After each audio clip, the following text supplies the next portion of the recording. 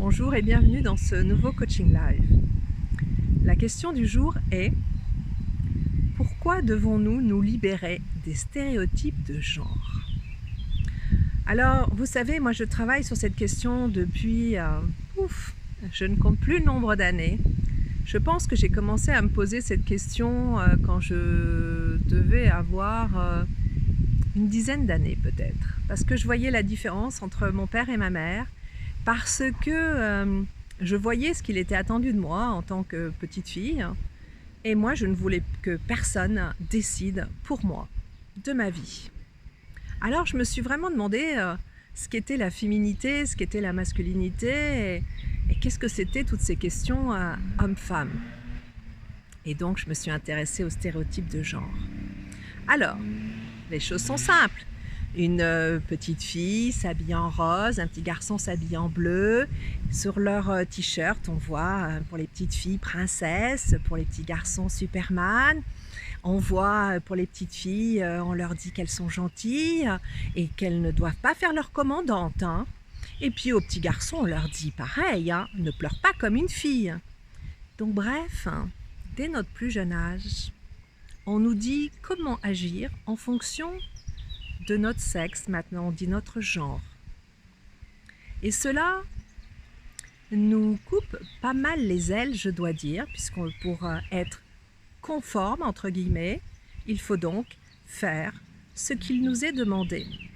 Donc un petit garçon n'aura pas le droit de montrer sa vulnérabilité, bien sûr que non, Superman, super-héros, il faut être toujours le plus fort, il faut aller sauver le monde, sauver les princesses. Et par contre, les petites filles, elles auront appris dans les contes de fées qu'elles sont des personnages sans ressources, des vraies victimes, totalement passives par rapport aux horreurs qui leur arrivent. Et elles attendent que leur prince charmant, enfin, arrive. En fait, tout ça, c'est des histoires qu'on nous a inculquées et dans lesquelles nous avons cru et qui ont façonné notre imaginaire et notre manière d'être. C'est extrêmement important comme impact. Et ce qui est... Dieu sait si j'aime les Walt Disney, je trouve que les premiers Walt Disney sont juste une merveille, mais ils nous ont vraiment impactés en tant qu'êtres humains. En fait, sachez que dans la vraie histoire, par exemple de Blanche-Neige, ce n'est pas le prince, par son baiser, qui sauve Blanche-Neige, pas du tout.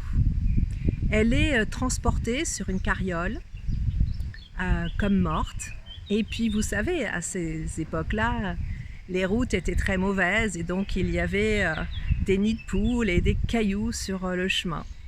Et qu'est-ce qui se passe avec cette carriole?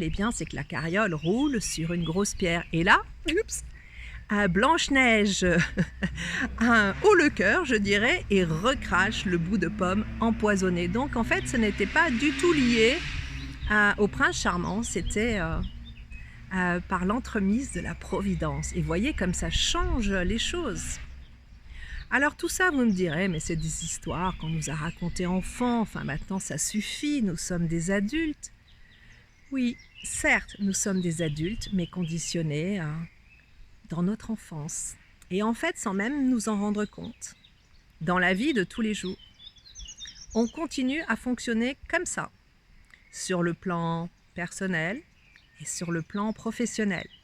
Vous savez, moi je donne des formations en entreprise, notamment une que j'adore, qui s'appelle Stéréotypes de genre et contes de fées, où on va en fait, on retourne aux contes de fées de notre enfance, de Walt Disney, et qu'on analyse pour ensuite les déconstruire, et donc se libérer de ces rôles tout faits.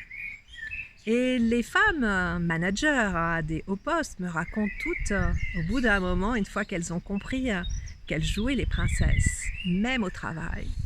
Elles me racontent effectivement qu'elles jouent toujours les gentilles, donc elles font les tâches que personne ne veut. Voilà, elles sont gentilles. Gentilles comme les princesses, vous savez, elles sont toujours gentilles. Elles ne se défendent jamais, elles ne pensent jamais à leur propre intérêt. Voilà comment ça continue de fonctionner en nous.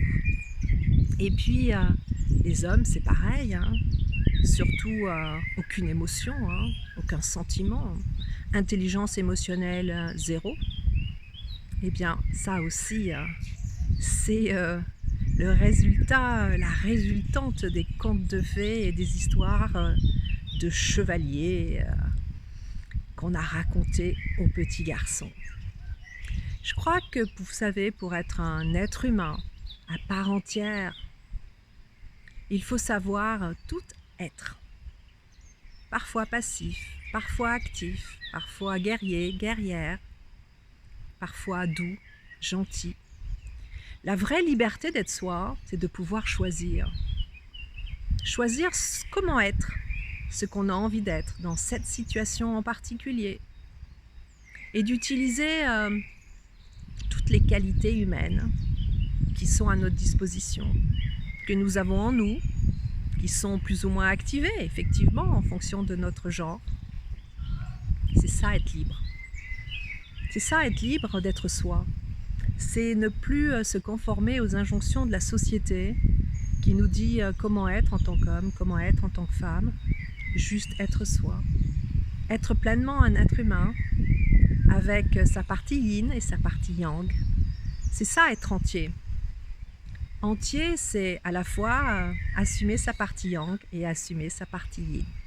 Voilà, je vous souhaite une très bonne journée sur ces réflexions sur les stéréotypes de genre. À bientôt!